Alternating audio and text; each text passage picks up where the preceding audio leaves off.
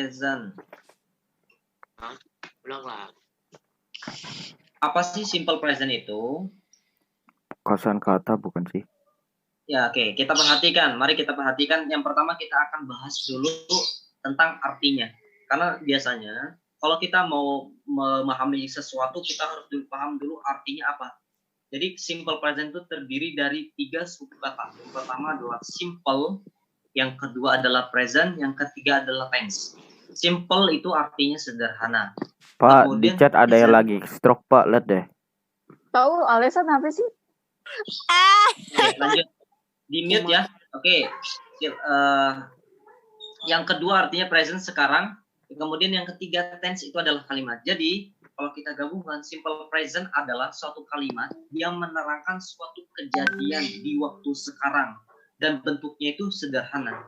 Contoh, I eat rice this morning, atau I go to school every day. Saya pergi sekolah tiap hari. Tiap harinya jamnya kapan? Tidak dijelaskan. Yang penting dia tiap hari dia pergi ke sekolah. Sederhana saja. Oke, selanjutnya adalah ketika kita sudah tahu artinya itu apa, tentu kita sudah sedikit bisa memahami. Kemudian untuk lebih jelasnya lagi, kita harus tahu ciri-ciri tersebut, materi tersebut apa, ciri-ciri sesuatu tersebut itu apa, supaya kita lebih paham memahaminya. Oke, ciri-ciri simple present adalah ada time signal. Time signalnya itu adalah penanda waktu. Jadi kalau teman-teman melihat, if do you find that sentence there is a time signal of simple present, it means that sentence is simple present. Jadi kalau teman-teman menemukan sebuah kalimat yang ada time signal penanda waktunya khusus untuk simple present, berarti kalimat tersebut tensesnya adalah simple present. Oke, sekarang pertanyaannya adalah apa saja time signalnya di kalimat simple present? Oke, yang pertama ada always yang bermakna selalu. Kemudian usually, biasanya. Yang ketiga ada sometimes, artinya apa? Kadang-kadang. Yang keempat ada seldom, jarang. Yang kelima ada often, sering. Tadi apa sih nyatet ya Pak? Yang kelima adalah keenam, everyday, setiap hari. Yang terakhir ada every week, setiap minggu. Ini salah ya Bapak tulis. Oke, sekarang ikuti Bapak, dibuka suaranya. Always. Always. Always. Okay. Always. Repeat after me. Usually. Usually. Sometimes. Sometimes. Seldom. Pak, ini videonya chat-chatnya aneh-aneh deh, Pak. Gak apa kan, Pak? Okay. Every day. Every day. Every week. Oke, selanjutnya perlu kita ketahui bahwa di dalam simple present kita membutuhkan yang namanya auxiliary verb. Ingat ya, kita membutuhkan auxiliary verb. Artinya auxiliary verb ini adalah kata kerja bantu. Nanti di dalam kalimat-kalimat tertentu auxiliary verb atau kata kerja bantu ini sangat diperlukan. Wajib hukumnya di dalam sebuah kalimat tersebut. Auxiliary verb-nya apa saja? Yaitu ada 2. Artinya do dan does. Pernah kita pelajari sebelumnya di kelas 7 ya. Do dan does ini dia memiliki arti yang sama, tapi penggunaannya berbeda. Sesuaikan dengan subjeknya. Ketika dia di dalam kalimat negatif, kita tidak perlu mengartikan. Tapi ketika dia posisinya sebagai kalimat interrogatif atau kalimat tanya, maka dia artinya yaitu bertanya, apakah? Gitu ya. Auxiliary verb. Teman-teman boleh di-mute ya suaranya ketika Bapak menjelaskan. Baik. Sekarang perbedaannya adalah ketika subjeknya I, you, they, we atau subjeknya plural lebih dari 1, maka dia menggunakan ini ya, do. Akan tetapi ketika dia subjeknya she, he, it, maka dia menggunakan does. Oke. Ketika subjeknya singular satu tunggal maknanya subjeknya, maka dia menggunakan das atau pronounnya adalah she. Contoh, ketika Bapak bilang saya makan nasi setiap hari, I eat rice. Ini kalimat aktif ya. Karena di dalam kalimat dalam bahasa Inggris kalimat itu ada 3, aktif, negatif, dan interrogatif. Aktif itu artinya subjeknya yang melakukan tersebut. Kalau negatif berarti subjeknya tidak melakukan sesuatu tersebut. Kemudian kalau kalimat interrogatif itu adalah kalimat tanya. Ada berapa? Ada 3. Kalimat aktif, negatif, dan interrogatif. Khusus untuk auxiliary verb ini dia digunakan pada kalimat negatif dan kalimat interrogatif. Contoh.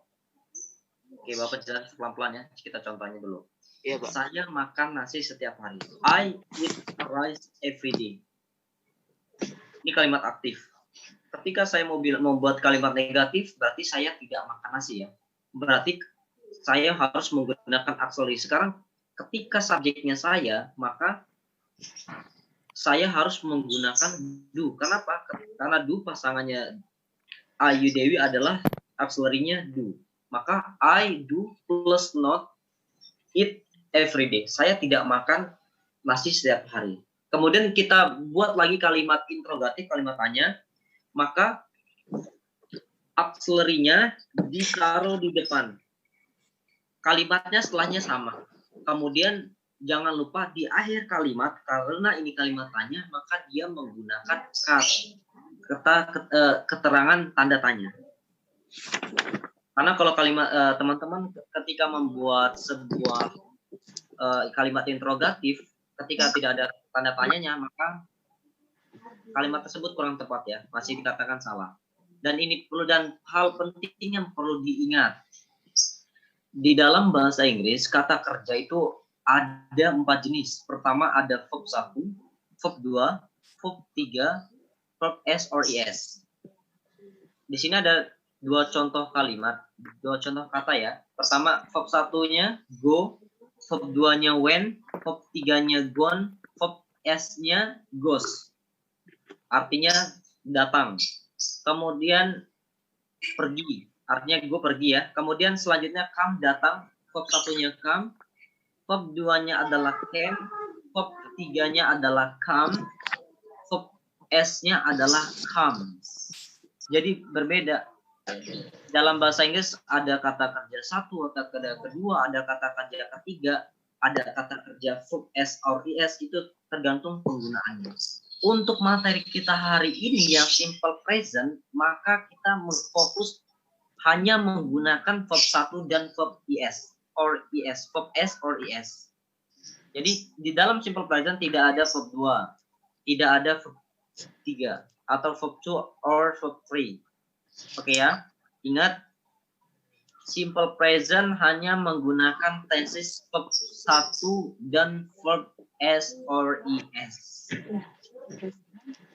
Oke. Sebelumnya Bapak ulangkan kembali, simple present adalah suatu kalimat yang menyatakan suatu kejadian yang terjadi di waktu sekarang. Kemudian kalimat juga di dalam bahasa Inggris ada kalimat aktif, negatif, dan kalimat interrogatif. Kalimat aktif, negatif, dan interrogatif. Dan di dalam tense simple present dia harus membutuhkan namanya auxiliary verb. Auxiliary verb artinya kata kerja bantu. Kata kerja bantu ada 2. Pertama do dan does. Perbedaannya adalah ketika subjeknya Ayu Dewi atau dia plural ini jamak ya, artinya subjeknya lebih dari 1. Contoh Albani and Hazel itu 2. Berarti dia menggunakan do.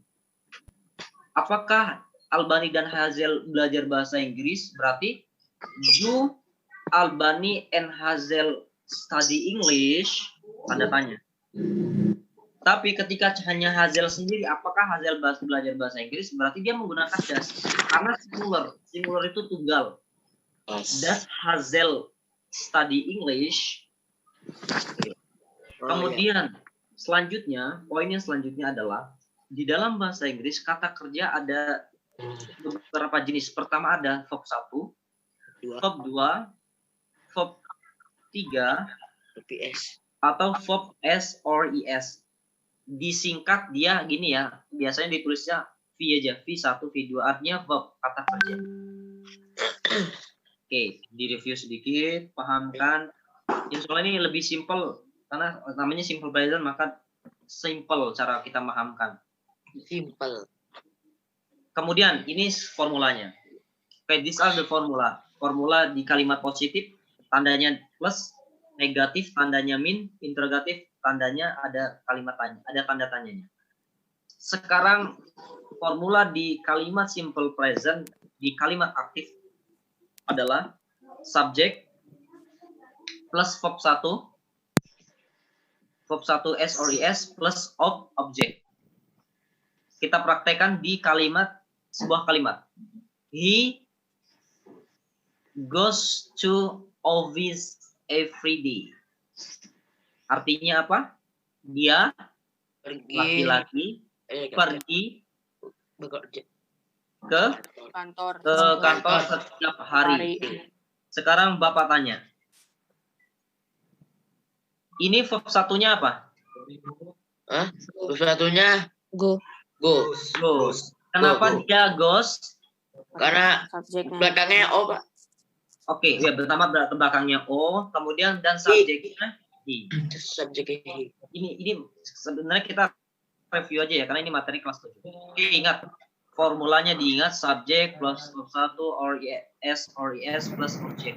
Yang kedua nih, ini kalimat aktif, biasa kalimat negatif.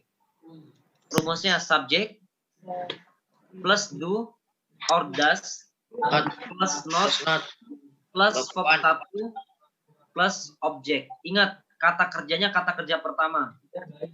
Contoh, karena kita masih menggunakan he, maka pakainya auxiliary-nya does ya.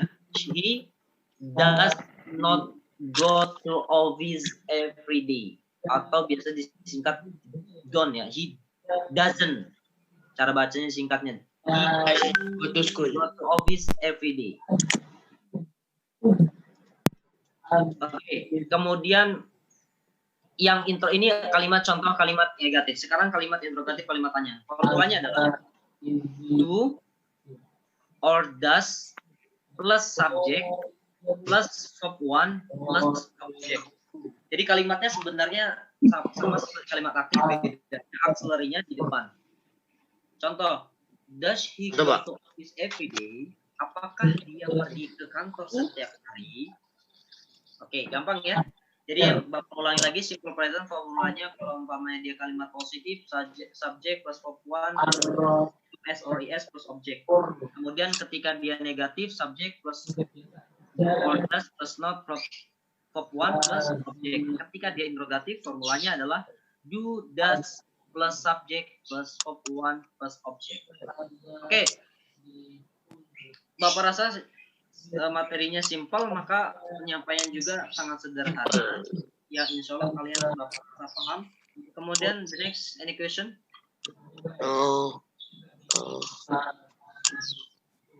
Ada pertanyaan? Pak, kalau